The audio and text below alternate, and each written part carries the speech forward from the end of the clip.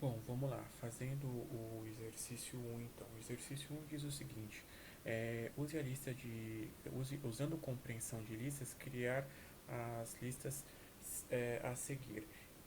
A letra A diz o seguinte, dado uma lista de strings, contém o tamanho delas. Então nós vamos criar uma lista contendo os tamanhos de uma lista de strings. Então, para a gente testar, eu vou criar aqui uma lista de strings, tá? Que eu chamei de strings. Vou colocar algumas palavras aqui dentro, tá? Então, lembrando que quando a gente trabalha com textos, a gente deve colocá-los em aspas simples, tá?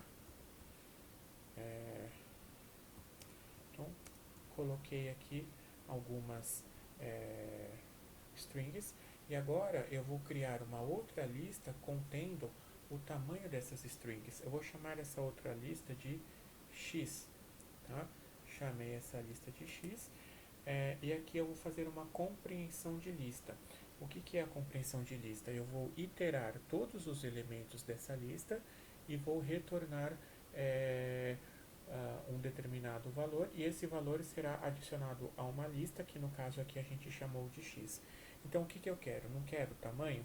Então para eu verificar o tamanho eu preciso de, de uma função que retorne o tamanho. Essa função é a função len, tá? Eu vou chamar aqui len de y for para fazer a iteração y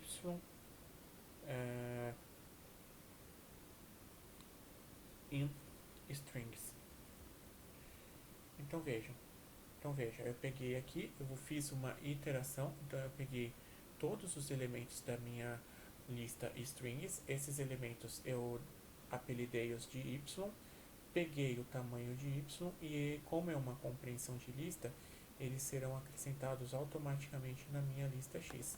Só para ver se funciona, eu vou dar um print x, tá? Vou dar um print x e vou executar para ver o resultado. Veja aqui embaixo, eu tenho a minha lista com os tamanhos 5, 5, 6, 3. Ok?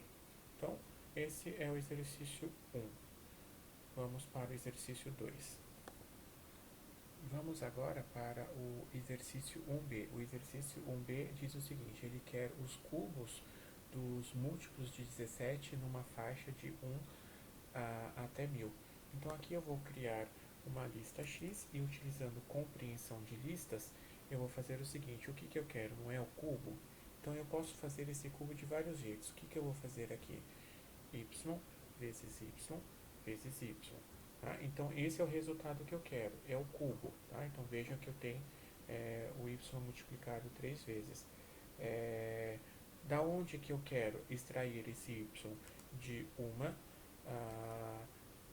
range, de uma faixa, tá? Então para isso eu vou colocar o range, eu quero de 1 até 1000, tá? Então o range 1000 ele vai contar automaticamente de 1 até 1000, mas eu não quero que ele pegue todos os números dessa range, eu só quero que ele pegue os números múltiplos de 17.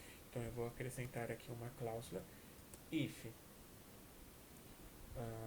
aqui faltou um y, tá? Y in range. Então, veja, recapitulando, peguei o cubo de y, da onde eu vou tirar esse y?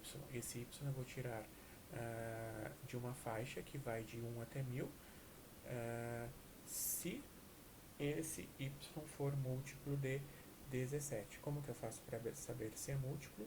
Ora, eu vou dividir esse número por 17 e perguntar se o resto da divisão é zero. Se o resto da divisão for zero, ele é um múltiplo de 17. Então, para verificar como funciona, eu vou dar um print e vou exibir essa lista x. Tá?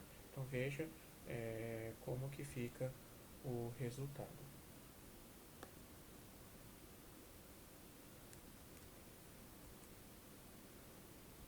veja aqui embaixo, ó, eu tenho todos os cubos dos múltiplos de 17, ok? O exercício 1C diz o seguinte, uma lista que contém todos os números de 1 até 100, que começa com 4 ou 5 e são números pares. Então vamos ver como é que isso funciona. Então eu vou fazer uma lista que eu chamo de x, tá? Vou fazer uma compreensão de lista. Então aqui eu vou pegar os números que eu vou chamar de y na faixa de 1 até 100, tá? Então na faixa de 1 até 100, e aqui eu vou colocar as minhas condições. Então lembrando que as condições, o número tem que começar com 4 ou 5 e tem que ser um número par. Então como que eu faço para ver se um número começa com o dígito 4 ou o dígito 5? Então eu vou utilizar uma função que vai transformar o número em uma string. Essa função é a função str. Então eu vou transformar o meu y numa string, tá? Então quando eu tenho uma string nada mais é do que uma lista de caracteres. Então é uma lista indexada de caracteres. Então eu quero verificar o primeiro caractere, tá? Então eu pego aqui no índice 0. Então ele pegou o número, transformou numa string e pegou o primeiro caractere, o caractere que está no item no índice 0. Então se esse caractere for 4, tá? Eu vou colocar um parênteses aqui para ficar melhor. Ou esse caractere for 5, então eu pego aqui na posição inicial, se esse caractere for 5, beleza, tá? Então veja, ele tem que ser 4 ou 5, aqui tem que estar entre aspas porque é uma string. E a outra condição, e esse número tem que ser par, ou seja, ele tem que ser divisível por 2. O resto da divisor por 2 tem que dar 0. Tá? Então, eu vou exibir o meu x na tela. Vamos ver como que funciona isso.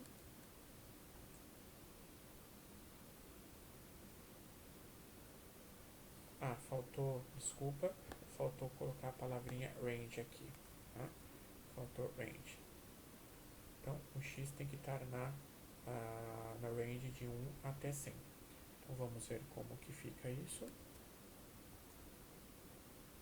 Então, veja, tem uma lista com todos os números que começam com 4 ou com 5 e que são pares, tá bom? O exercício 1D diz o seguinte, uma lista que contém todos os números de 1 até 1000 que possuam o dígito 3 nele. Então, esse daqui é bem simples. Como que eu faço isso? Então, x é a minha lista, tá? Eu vou pegar esses números que eu chamei de y, e aqui eu vou fazer uma iteração na seguinte faixa. Eu vou pegar o meu primeiro número como sendo 3, tá? Então meu primeiro número é o 3, vai até o 1000 e eu vou incrementar de 10 em 10. Por quê? Porque começando no 3 e eu incrementando de 10 em 10, então vai lá 3, 13, 23, 33, 43, 53, todos eles possuem o número todos eles possuem o número 3 na sua composição. Tá?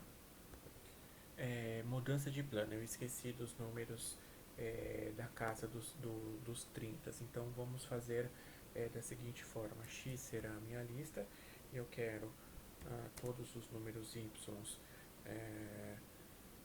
na faixa de 1 até 1000, né? Aí o que eu faço? Se o caractere 3 estiver, então eu utilizo esse in para perguntar se o caractere 3 está em uma string. Então eu vou transformar o meu número y numa string, tá? Então aqui ele virou uma string e eu pergunto se o caractere 3 faz parte dessa string. E aqui eu dou um print x só para verificar como que funciona. Tá? Veja.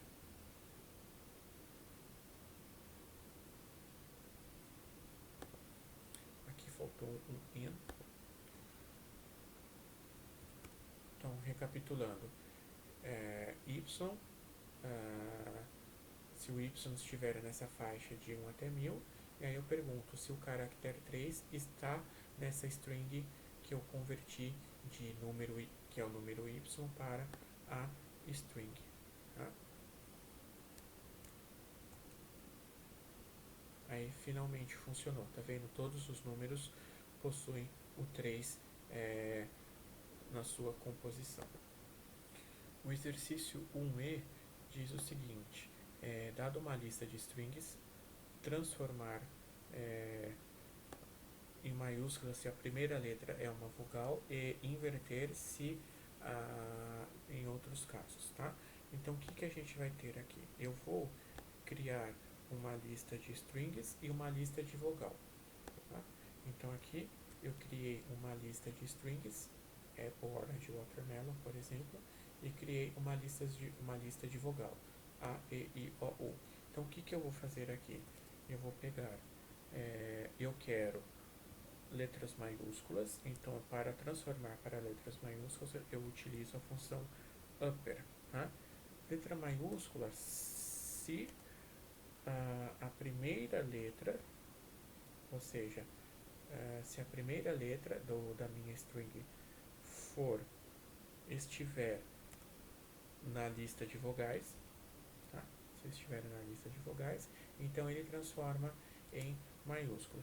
Se não, eu vou fatiar a minha lista, fatiar a minha string, tá?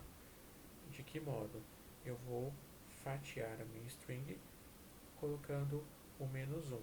Então aqui o Python entende que eu quero exibir os caracteres do último para o primeiro, tá? Por isso que eu coloquei menos 1. Aonde? Onde o y estiver dentro das strings. Então ele vai pegar todas as palavras que estão dentro da minha lista strings, vai verificar se a primeira letra for uma vogal, retorna maiúsculo. Se não, ele retorna invertido. Tá? Vamos ver como que ficou.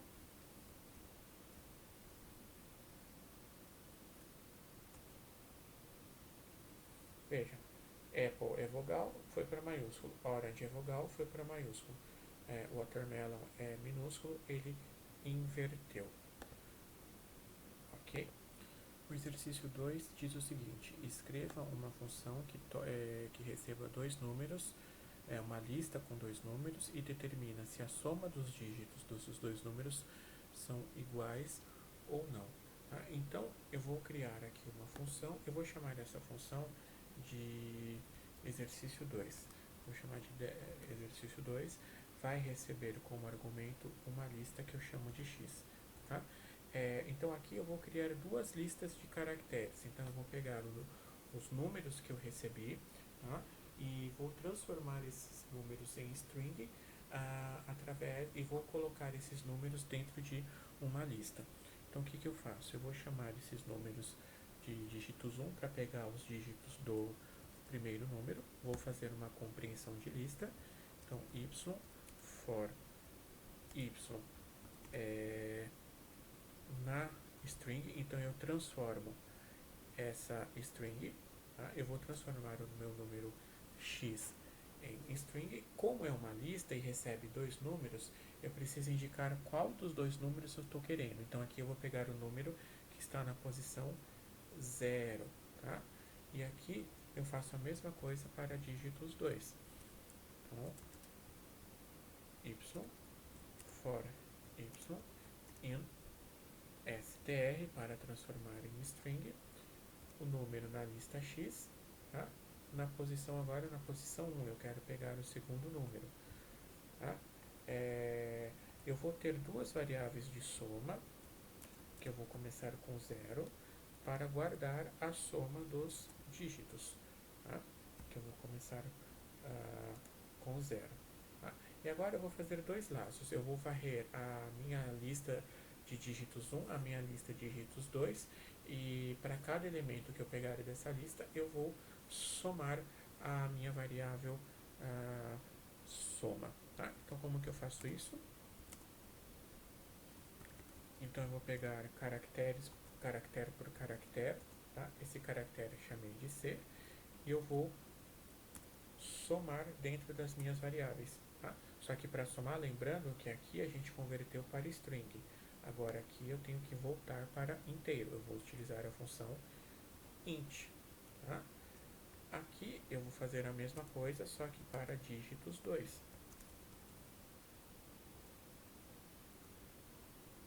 E vou somar na variável soma 2. Tá?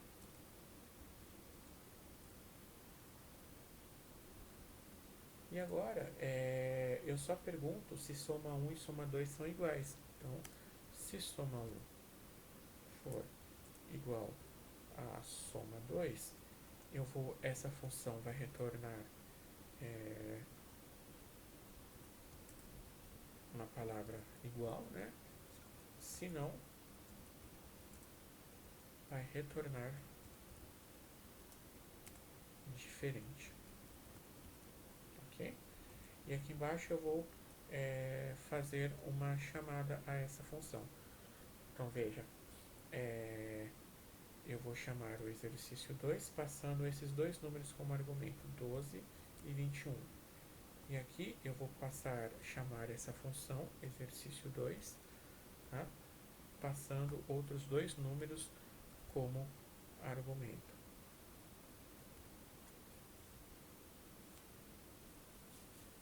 Então vamos ver como que funciona.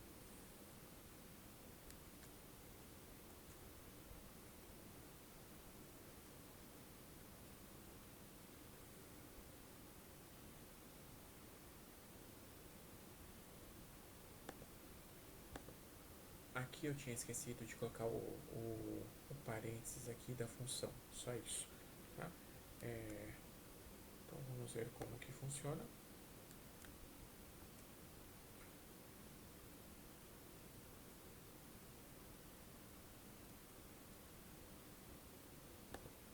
Então aqui estava faltando um parênteses, então eu fiz essa chamada a essa função passando os números 21 e 12, então esse daqui ele deve retornar igual, porque a soma aqui é 3 e aqui a soma é 3, e aqui ele deve retornar diferente, porque a soma é 6 e aqui a soma é 10. Tá? Então vamos ver como é que fica. Igual e diferente. Beleza? Então, o exercício 3 diz o seguinte: entre todos os números que são feitos, são formados através do produto de dois números com 3 dígitos, ele quer saber quantos são ímpares, quantos começam com o dígito 8 e terminam com o dígito 9 e quantos são palíndromos, né? Só lembrando que um palíndromo tem a mesma sequência de dígitos tanto da esquerda para a direita quanto da direita para a esquerda. Então vamos ver como que a gente faz esse exercício. Tá? Então primeiro eu vou criar três variáveis, uma para armazenar a quantidade de números ímpares. Essas variáveis eu vou começar com 0, tá? Porque eu vou iniciá-las com 0 para poder ir somando conforme eu for encontrando a quantidade de números pares, por exemplo. Eu vou ter uma outra variável que eu chamei de digit 8, 9, tá? Também começando com 0, para guardar a quantidade de números que começam com 8 e terminam com 9. E eu vou pegar uma variável palíndromo para guardar a quantidade de palíndromos. Tá? Aí eu vou fazer o seguinte.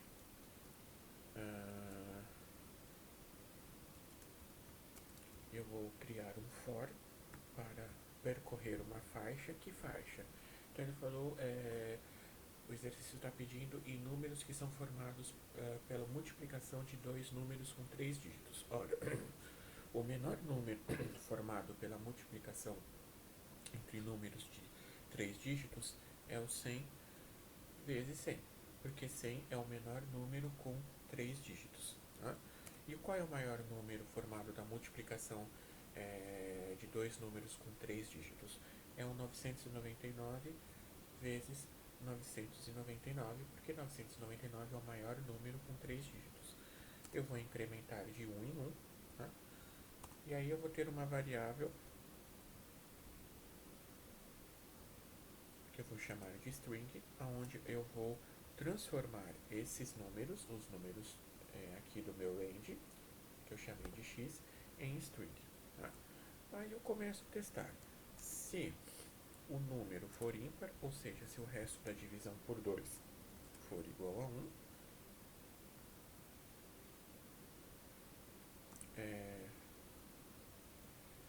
eu vou somar 1 na minha variável odd. Aí eu faço o outro teste.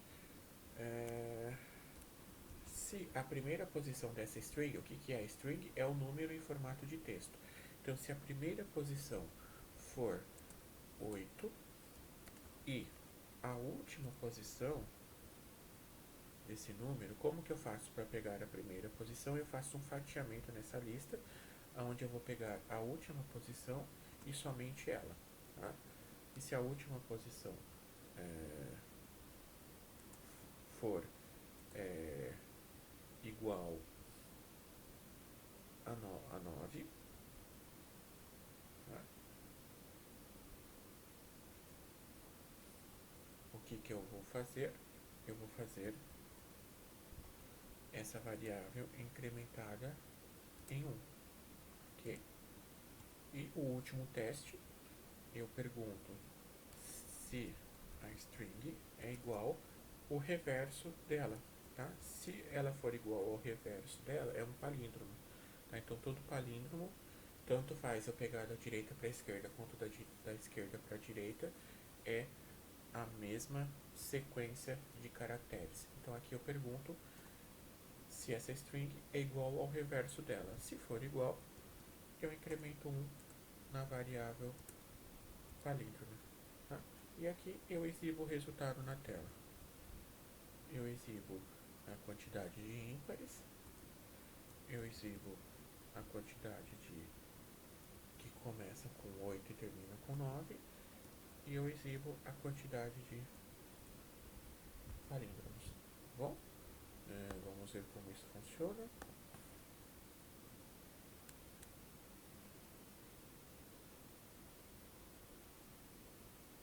Opa,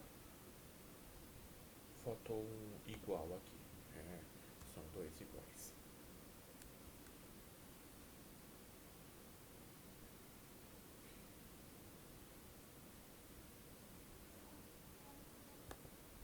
Então veja, aqui eu esqueci, aqui como é string, né, eu tenho que colocar entre aspas, tá?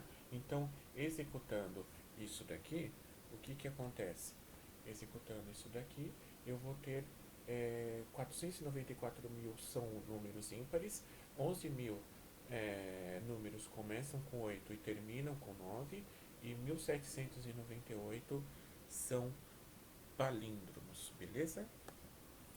O exercício 4A diz o seguinte: filtrar os índices como indicadores positivos no dicionário Stoke Index, que é esse dicionário que eu já colei aqui.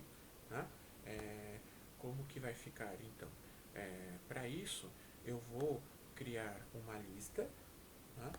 Onde eu vou colocar os índices que têm indicadores positivos. Eu vou chamar essa lista de index e vou iniciá-la vazia. Então, dessa forma, eu estou inicializando uma lista vazia. Agora, eu vou percorrer o meu dicionário. Então, eu vou percorrer de que forma? For k em stock index. Então, ele vai pesquisar nas chaves, né? Então, lembrando que o dicionário, ele é cada item é uma dupla de valores, onde eu tenho a chave, que é esse primeiro valor, e o valor. Então, por exemplo, a chave dessa primeira posição é FTSE 100 e o valor é menos 0,3. Então, eu percorro as chaves. Aí eu pergunto o seguinte: se o valor dessa chave for positivo, ou seja, for maior do que zero, eu incluo essa chave na minha lista index. Como que eu faço isso? Através do método append. Então, append k, tá? E aqui eu dou um print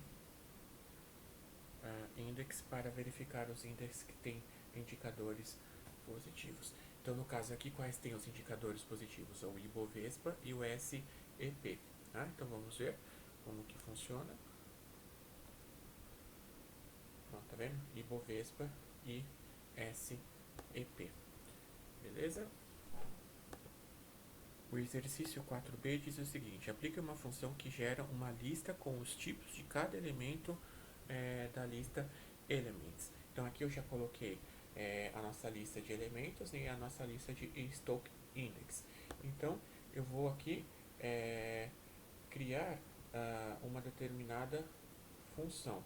Eu vou chamar essa função de exercício 4b, tá? Vai receber uma lista que eu vou chamar de x, ok? E aqui o que eu faço? Então eu vou ter que analisar cada elemento dessa lista e perguntar o tipo, tá?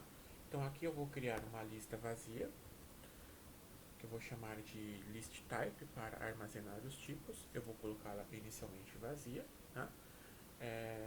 Eu vou chamar esse carinha aqui de element, tá? Chamar de elements. Então aqui o que eu vou fazer?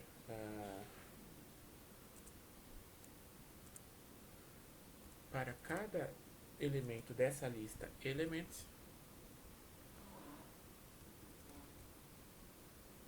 eu vou perguntar o tipo. Como que eu pergunto o tipo? Bom, aqui eu já vou incluir na minha lista type, tá? Através do método append, o tipo. O tipo é uma função chamada type. Então essa função type, ela retorna o tipo de um valor para a gente. Qual valor que eu quero retornar o tipo? Eu quero retornar o tipo do valor e, que são os elementos da lista. Tá? Beleza. Aqui eu retorno list type. Tá? Bom, agora vamos fazer o uso dessa função. Então eu vou chamar essa função, tá? Eu vou fazer a chamada a essa função, passando como argumento a minha lista elements. Beleza? Então a minha lista elements tem um Economics 9.8, 2 mais 3J, ABC, Stock Index. Então isso aqui deve aparecer inteiro, string, float, número complexo, lista e dicionário como tipo. Né? Então vamos ver como que funciona isso.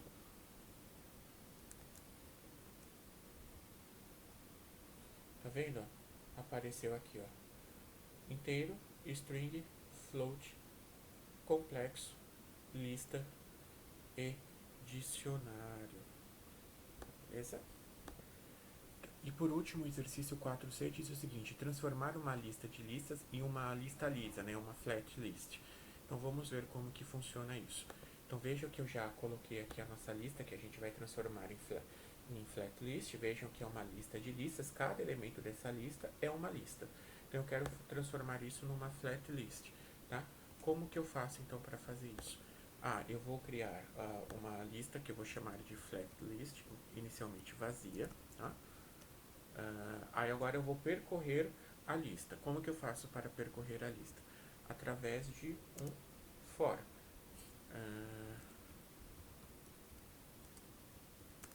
Então aqui eu vou percorrer a minha lista X e cada elemento dessa lista X eu vou chamar de sublist, né? Então cada elemento dessa minha lista X vai ser também uma lista. Agora eu peguei essa lista sublist, que é um elemento da lista X, e agora eu vou percorrer todos os elementos dessa sublist. Tá? Então a primeira vez que ele entrar nesse laço, ele vai pegar a lista 1, 2, 4. Aí eu preciso percorrer cada um desses elementos dessa lista, o 1, 2, o 3 e o 4, e acrescentá-los na minha flat list. Como que eu faço isso? Bom, for item in sublist. Então aqui eu peguei uma sublista de X e aqui eu estou pegando um item da minha sublista.